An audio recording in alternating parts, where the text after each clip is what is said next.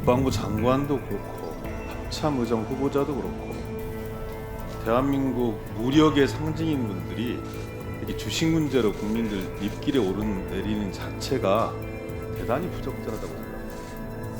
국민의 안전과 생명을 지켜야 될 분들이 자신 재산 지키는데 골몰하고 있는 모습, 어떤 국민이 대한민국 국방의 무력을 믿고 편안하게 잠잘 수 있겠습니까? 정말 적절치 못하다는 생각입니다. 묻겠습니다. 학폭 자체를 인지하지 못했다 이렇게 말씀 주셨죠. 네, 인지 못했습니다. 그리고 사과하고 반성문을 제출했으니까 종결된 사건으로 생각했다 이렇게 말씀 주셨죠. 이후에 알았습니다. 그런데 따님과 가족분들은 그렇게 생각할지 모르는데 11년이 지났는데 그 사실을 정확하게 기억을 하고 이런 문제가 이렇게 부당하게 처리도 되어도 되는 거냐라는 문제 제기를 하시는 분들이 계세요. 그분들 마음속에는 선명하게 남은 사건이라고 생각하고 있는 거거든요. 그래서 후보자께서 주시는 그런 접근법과 혹은 이 피해를 입으셨던 분들 그리고 그 사건 자체를 복잡한 심정으로 바라봤던 분들은 이 과정이 납득이 잘 되지 않는 거예요. 처분도 잘 이해가 되지 않는 겁니다. 그런데요, 그 후보자님 답변 잘 하셔야 됩니다. 혹시 생활기록부나 학적부상의 기록이 없고 출석 요구서나 처분 통지서 이런 것들을 받은 이 사실이 없기 때문에 정확하게 기억하지 않는다. 이렇게 이제 인사청문 준비단에서 후보자님의 말씀을 빌려서 답변을 했던데 사실인가요? 네, 사실입니다. 그래요? 실제로 제가 인지한 것은 의원님, 존경하는 의원님 쪽에서 연락을 받고 사실이 어떤 건가를 팩트로 확인해 네, 들어가면서 알겠습니다. 그런데요, 2012년 당시에 행정절차법 23조, 24조, 25조를 보면은요, 학폭위에서 처분한 내용은 당사자에게 근거와 이유를 제시해야 하고 특별한 규정이 있는 경우를 제외하고는 문서로 처분해야 한다 이렇게 나와 있어요. 나아가 당사자에게 그 처분에 대해서 행정심판 등 불복 절차 기타 사항도 전달하도록 되어 있습니다. 그래서 기억하지 못한다 아니면 사과나 반성문 자체로 끝난 사안이다 이렇게 보기에는 이 법적인 절차가 쭉 진행되었던 사안들이 있기 때문에 그렇게 대답 주시는 것은 사건을 축소하려고 하는 의도로 비춰질 수 있어서 대단히 적절치 못하다 이런 말씀들을 올리는 거고요.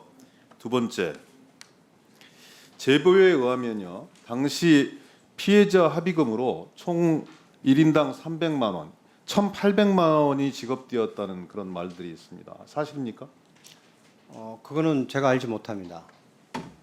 아니 이런 사안들에 대해서 확인도 안 해보셨어요? 확인을 했는데 저희 가족도 사과는 했는데 그런 것을 줬다는 기억은 하지 못하고 있습니다. 명확하게 이후에라도 저는 말씀을 주셔야 된다고 생각하고요.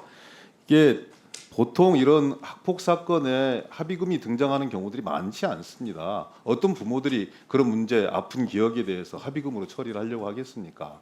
다만 합의가 이루어지면 대단히 낮은 처벌을 유도할 수 있고 그런 과정 속에서 혹시라도 후보자의 신분이 고려되는 거 아니냐라는 이런 의구심을 가지는 사람들이 있어요.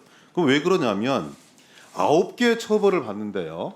그중에 가장 낮은 처벌이 피해 학생에 대한 서면 사과이고 가장 높은 처벌은 8호가 전학, 9호가 퇴학 처분, 7호가 학급 교체예요. 근데 통상 제가 이 학폭 전담하는 그 변호사들한테 한번 물어봤더니 1,800만 원이라고 하는 그런 이 돈이 합의금으로 지급이 되었다고 했을 때 상당한 피해를 입었을 것으로 예상이 되어지고 합의 등 그 피해자와의 화해, 불원 의사 없이는 절대로 135 처분을 받을 수 없는 그런 사안으로 판단한다는 겁니다.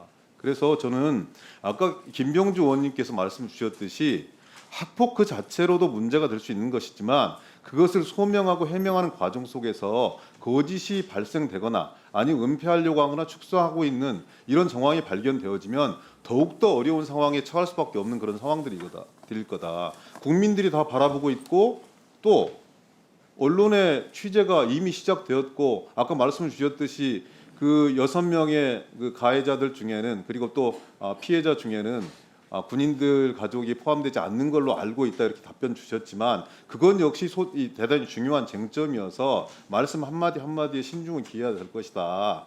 그런데 지금까지 과정 속에서 보면 이 너무나 몰랐다. 그리고 이 진행 과정 속에서 알 수밖에 없는 그런 사안이었기 때문에 이렇게 대처한다라는 게 대단히 무책임해 보인다 이런 말씀들 드리고요. 그리고 두 번째 말씀드립니다. 이 법무부 인사정보관리단으로부터 유선 전화를 받았습니까?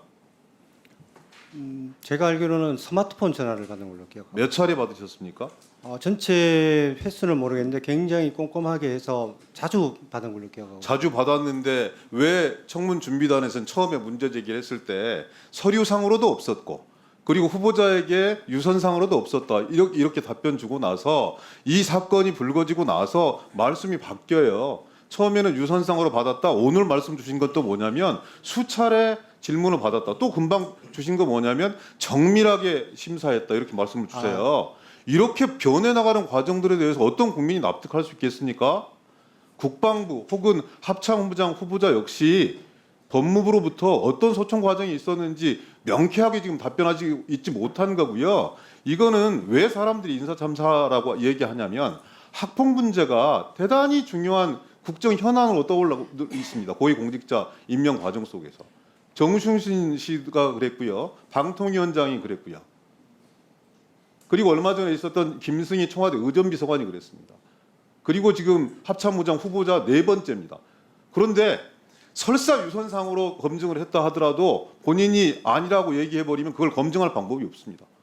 아니 서류상으로 만약에 초등학교, 중학교, 고등학교에 이 자제분들의 학폭 기록이 있느냐 없느냐만 확인하면 되는데 그것조차 확인하지 않은 거예요. 그러니까 인사참사라고 얘기하는 겁니다. 시스템 제대로 작동되지 않았다고 얘기하는 거예요. 무리한 인사가 가져온 아니란 검증, 그 속에서의 후보자의 위치 이것이 저는 드러나고 있는 지금의 현실이라고 생각하고요. 과연 이렇게 상처 입은 후보자가 권력권을 제대로 세워서 55만 우리 전체 국민들을 통솔할 수 있는 그런 권위를 가질 수 있는지 대단히 의심스럽고 우려스럽다 이런 말씀을 드리지 않을 수 없습니다. 예. 네, 후보자님 뭐 말씀하시면 말씀하십시오. 네, 간단히 말씀드리겠습니다.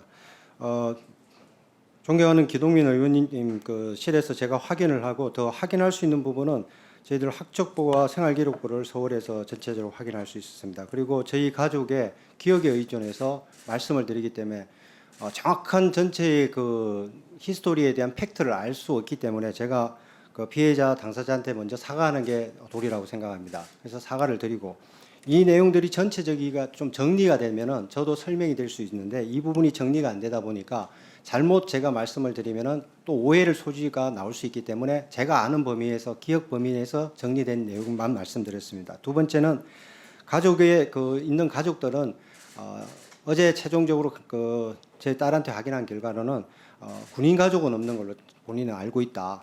거기에 그러니까 확정하는 게 군인 가족이 없는 걸로 알고 있다. 이렇게 확인했습니다. 그리고 점검 검정 인사 검정은 스마트폰으로도 받고 유선도 받기는 있습니다. 전화가 2개가 있기 때문에 받는데 구체적이라고 말씀드린 것은 다양한 부분들을 그 실무요원들이 생각하지 못한 부분까지 굉장히 세세하게 검증을 확인을 했고 그 중에 학폭에 대한 질문이 있었고 제가 현재까지 제가 아는 바는 없다. 그래서 없다고 제가 명확하게 말씀드린 것이 제가 저를 정확하게 그런 부분을 인지 못했다는 점은 다시 한번 사과를 드립니다. 네.